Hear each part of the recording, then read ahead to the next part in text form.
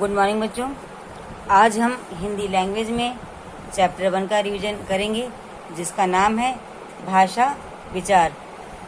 तो भाषा क्या होती है बच्चों? भाषा शब्द की उत्पत्ति भास धातु से हुई है, जिसका अर्थ है कहना, वाणी या फिर प्रकट करना। तो हम अपने भावों या विचारों को प्रकट करने के लिए जिस साधन का प्रयोग करते हैं वह साधन ही भाषा कहलाता है। भाषा के रूप। तो भाषा के मुख्यतः 2 रूप होते हैं, मौखिक भाषा और लिखित भाषा। भाषा का एक रूप हम लोगों ने और पढ़ा था क्लास 7th में, सांकेतिक भाषा। तो वैसे भी भाषा का सांकेतिक रूप भी होता है, लेकिन प्रचलन में मुख्यतः 2 ही रूप प्रचलित है, मौखिक भाषा तथा लिखित भाषा। तो हम इन 2 ही भाषाओं का अध्ययन करेंगे। मौखिक भाषा क्या होती है? मौखिक भाषा का वह रूप है जिसके अंतर्गत हम अपने भावों या विचारों का आदान प्रदान बोलकर या सुनकर करते हैं। आज के समय में मौखिक भाषा में कई साधनों का प्रयोग हो रहा है, जैसे टेलीफोन पर बातचीत करना हो या फिर कोई कार्यक्रम देखना हो। ये सभी मौखिक भाषा के उदाहरण हैं। लिखित भाषा नंबर 2 है लिखित भाषा। लिखित का मतलब ही होता है लिखकर। तो जब हम अपने विचारों या अपने भावों को लिखकर किसी को भेजते हैं या संप्रेषित करते हैं तो ये भाषा का लिखित रूप होता है। तो लिखित भाषा का स्थायी रूप होता है। भाषा के लिखित रूप से हम अपने विचारों को सुरक्षित रख सकते हैं। भाषा में प्रयोग की जाने वाली ध्वनियों को लिखित रूप देने के लिए कुछ चिन्ह बनाए गए हैं। तो जो ये चिन्ह बनाए गए हैं उन चिन्ह को हम कहते हैं लिपि। तो चिन्हों और वर्णों के व्यवस्थित करके लिखने को ही हम लिपि कहते हैं। कुछ भाषाएं हैं जिनकी लिपियों के बारे में आपको हम बता रहे हैं, जैसे कि हमारी हिंदी भाषा है, उसकी देवनागरी लिपि है। कोंकणी भाषा है, उसकी भी लिपि देवनागरी है।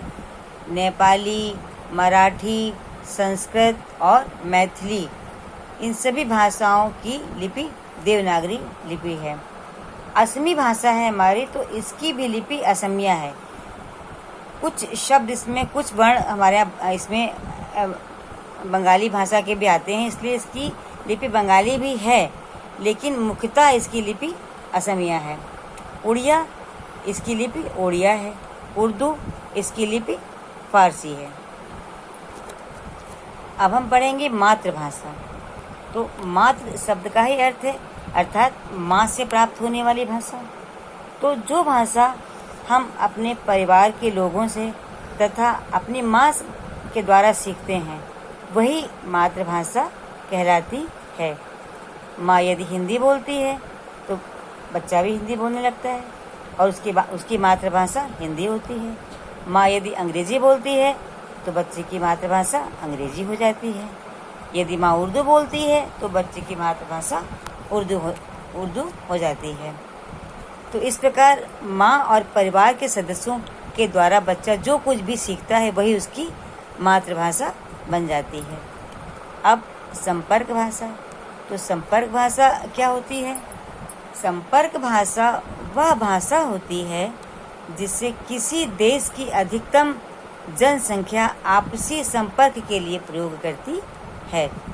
तो विश्व में सबसे ज़्यादा अंग्रेजी भाषा बोली जाती है, इसलिए विश्व की संपर्क भाषा अंग्रेजी है। अब राजभाषा। राजभाषा क्या होती है? तो जिस भाषा का प्रयोग कार्यालयों में तथा सरकारी कामकाज के लिए किया जाता है वही उस देश की राजभाषा कहलाती है। हमारे देश में हिंदी तथा अंग्रेजी दोनों का ही प्रयोग होता है, तो दोनों ही राजभाषा हैं। राष्ट्रभाषा। राष्ट्रभाषा बच्चों क्या होती है? राष्ट्रभाषा किसी भी राष्ट्र की वह भाषा होती है जिसका प्रयोग उस राष्ट्र के अधिकतम निवासी करते हैं। भारत की राष्ट्रभाषा हिंदी है, क्योंकि हमारे यहाँ लगभग 70% निवासी हिंदी भाषा का प्रयोग करते हैं। अब हम लोग पढ़ेंगे हिंदी में सबसे पहले कौन कौन सी रचनाएं हुई। तो हिंदी में सबसे पहली जो कहानी लिखी गई, उस कहानी का नाम है रानी केतकी की कहानी, और उसके लेखक थे इंशाअल्लाह खां। सबसे पहला जो उपन्यास लिखा गया, उस उपन्यास का नाम है भाग्यवती, और इसके लेखक हैं पंडित श्रद्धाराम फुलौरी। सबसे पहला जो नाटक लिखा गया, उसका नाम है वैदिक हिंसा हिंसा ना भवती, इसके लेखक हैं भारतेंदु हरिश्चंद्र। सबसे पहला समाचार पत्र जो था बच्चों, उसके लेखक हैं उद्दन मार्तंड। और पहली मूक फिल्म थी, उसका नाम है राजा हरिश्चंद्र। मूक का मतलब होता है जिसमें बोलते नहीं हैं, बिना बोलने वाली। और पहली सवाक फिल्म थी आलम आरा, सवाक का मतलब बोलने वाली। अब हम पढ़ेंगे व्याकरण। तो व्याकरण किसे कहते हैं? भाषा के बोलने तथा लिखने के नियमों का ज्ञान कराने वाला शास्त्र व्याकरण कहलाता है। अर्थात व्याकरण के द्वारा ही हम भाषा को शुद्ध रूप से बोलना और लिखना सीखते हैं।